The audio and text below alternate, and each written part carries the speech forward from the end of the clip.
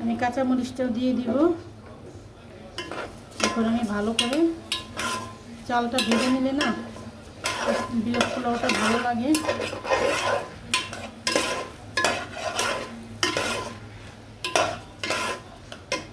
এখন দিয়ে দিব কিশমিশি, আলু বকরা আর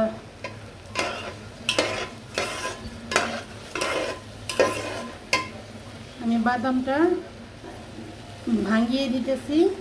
এটা আমি আরাম দিব না, ভাঙিয়ে সুন্দর করে এটা ঘেরানটা এই পোলাওর ভিতরে ভিতরে যাবে, ভালো লাগবে।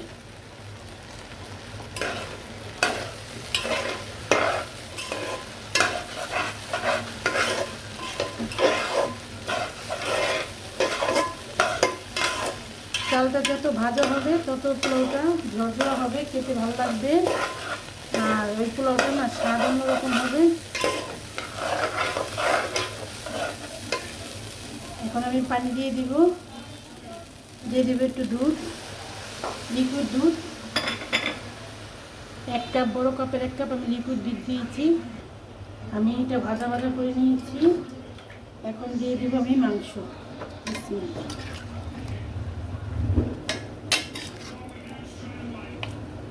বিরিয়ানি তো একসাথে, মাংসটা আমি দিয়ে দিব।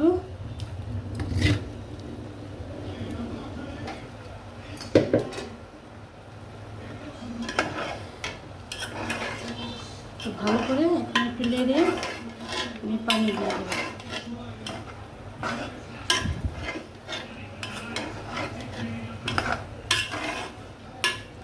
এভাবে বিরিয়ানি রান্না করে খেয়ে দেখবেন, একবার বাবুর্চির মতন বাবুর্চির মতনই ভালো লাগে, আর খেতে অন্যরকম টেস্ট। এখানে একটু পানি দিয়ে দিব আমি।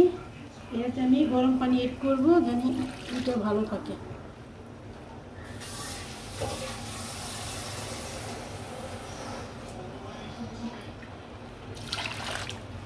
পরিমাণ মতন পানি দিব, যে যেরকম খাবেন সেরকম দিবেন। আমার পরিমাণ আমি দিয়ে দিলাম।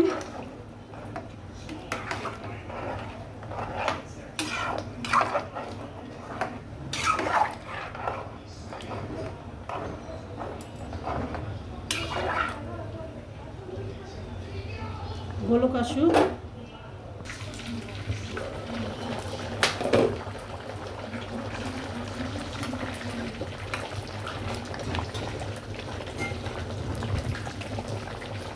একটু হালকা একবার লাড়া দিতে হবে, নাহলে নিচে লেগে যাবে।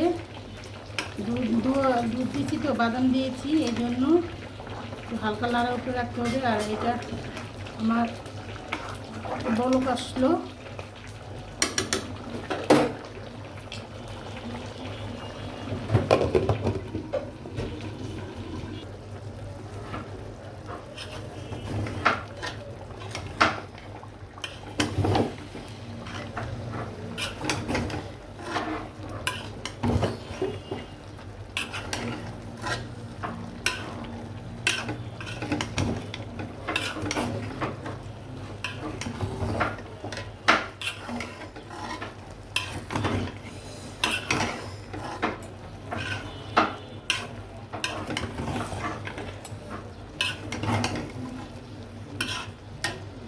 আমার চালটা একটু ফুটবে, দমে আসে পড়বে। এই একটু লেজ আছে, এই চালটা একটু ফুটবে। আমি আরেকটা লাড়া দিব, দিয়ে একদম দমে দিয়ে দিব।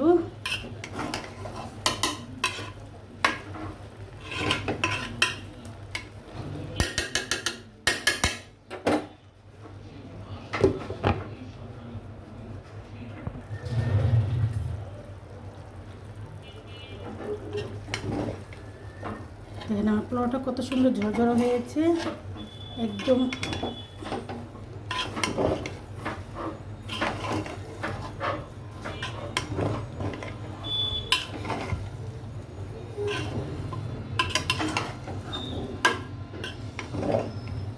চাইলে এভাবে আপনারা বিরিয়ানি রেঁধে খেতে পারেন। যদি ভালো লাগে একটা লাইক দিবেন আর সাবস্ক্রাইব করবেন।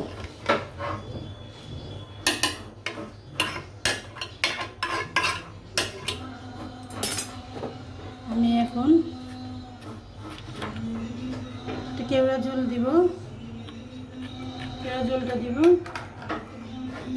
আর পেঁয়াজ দিয়ে সুন্দর করে সাজিয়ে দিব।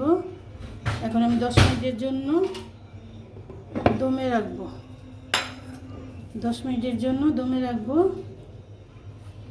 আর এই যে একটা নাকফুল মশলা, এটা এই ফাঁকে দিয়ে দিব, জানি 10 মিনিট আমার দমটা ভালো হয় আর পোলাওটি একদম ঝরঝরা হবে। আসসালামু আলাইকুম, আল্লাহ হাফেজ।